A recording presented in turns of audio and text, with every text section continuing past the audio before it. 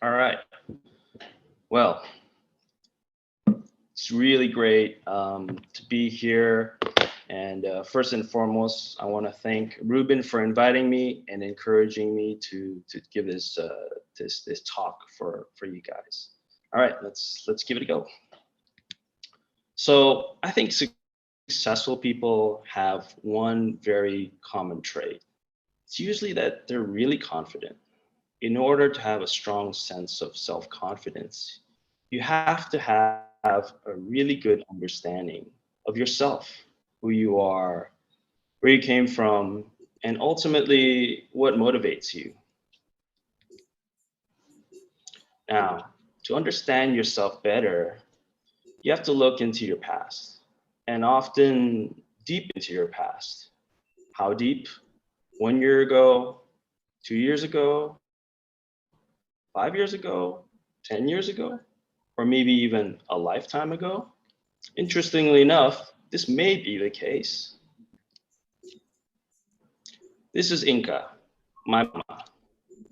Inca was born into a middle income, ethnically Chinese Indonesian family. Was an entrepreneur and mother, a homemaker.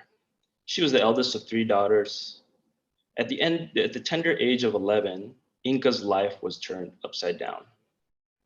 Her father abandoned his wife, and three little girls to start a family with another woman.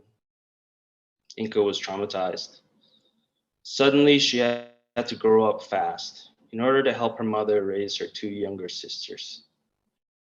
Her mother had to become the breadwinner of the family to make ends meet. I remember my mom, in tears, used to share stories of her childhood where she would help earn money for her little sisters by selling homemade snacks, cosmetics, skincare products to her friends and other kids in her school. She would tell me that there were many times that she would have trouble going to sleep because she was hungry. Fast forward, and in her mid 20s, Inca started her career as an entrepreneur in fashion. With loans from family and friends, Inca opened Inca's Boutique, catering to a high-end female clientele in the first ever mall in Jakarta. During her buying trips to Europe, Inca frequently met with brands that wanted to expand to Southeast Asia.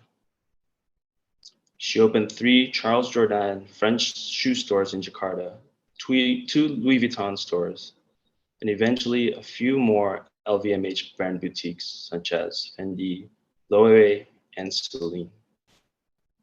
My mom was well known to be an ambitious leader and a tough negotiator who never took no for an answer.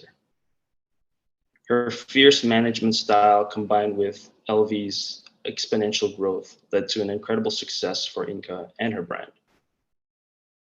Inca felt, and rightfully so, that she had a lot to prove.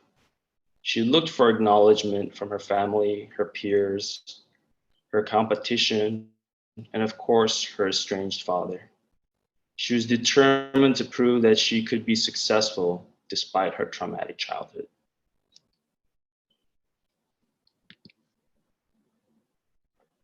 This is me. I was fortunate to grow up with a normal, comfortable childhood. Watching my mom's path to successes eventually led me to looking up to her as my childhood hero. I didn't experience significant trauma growing up, but I was really inspired to be like my mom.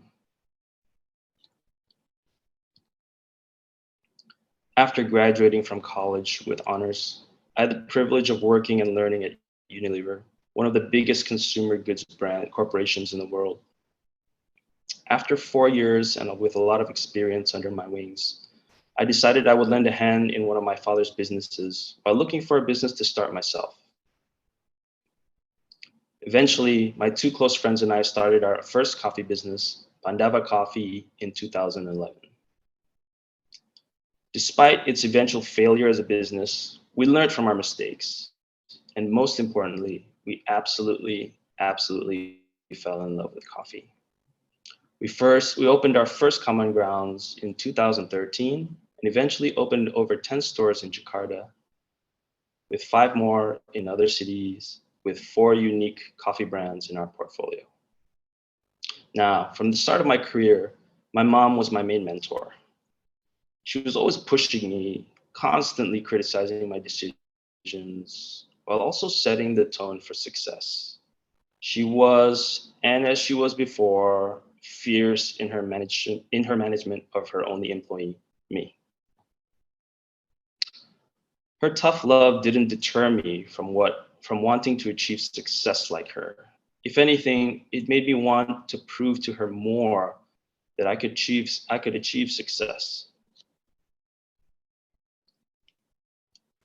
In January 2016, a little bit over 5 years ago, my life was turned upside down. My mom unexpectedly passed away at age 62. Suddenly, I had lost my mother, my mentor, and my main motivator in life. Fresh from this trauma, I felt completely lost and my self-confidence was broken.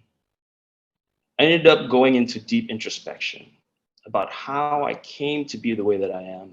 So maybe I can find out where I should go next. One summer in college, I remember taking a psychology class for one of my electives. And I remember as an assignment for a paper I had to study developmental psychology, which is the scientific study of how and why human beings change over the course of their life. I revisited the books I studied and was really fascinated by Sigmund Freud. Freud, also known as the father of modern psychology, theorizes that you are a byproduct of your parents, and not just physically, but also psychologically. What does that mean? It means you don't only look like your parents, but eventually you think like your parents. Freud states that as newborns, we're all a blank, white, clean page in our personalities. Our parents are the ones that determine what is wrong, what is right, what's acceptable, what's not acceptable. Parents choose what to expose their child to in the world, and so on and so forth. These behaviors or guidelines are very much passed on from generation to generation. That's why more often than not, you'll hear comments like, you're just like your mom, or you're just like your dad, or like mother, like daughter, or like father, like son, or chip off the old block. This doesn't happen by chance. Our basic code was programmed, and the coders were our parents, and their parents, and their parents.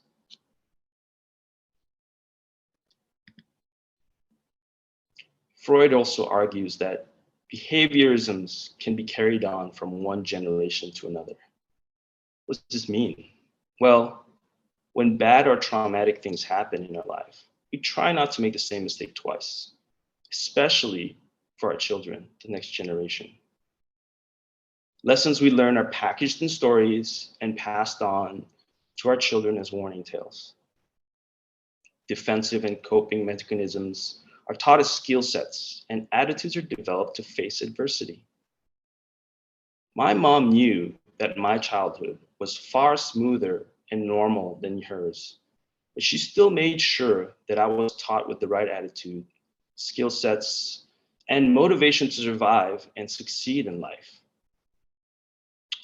Although I didn't live through my mom's traumas and anxieties growing up, I adopted them as motivation to seek acknowledgement from my mother. I wanted her to feel proud of me more than anything.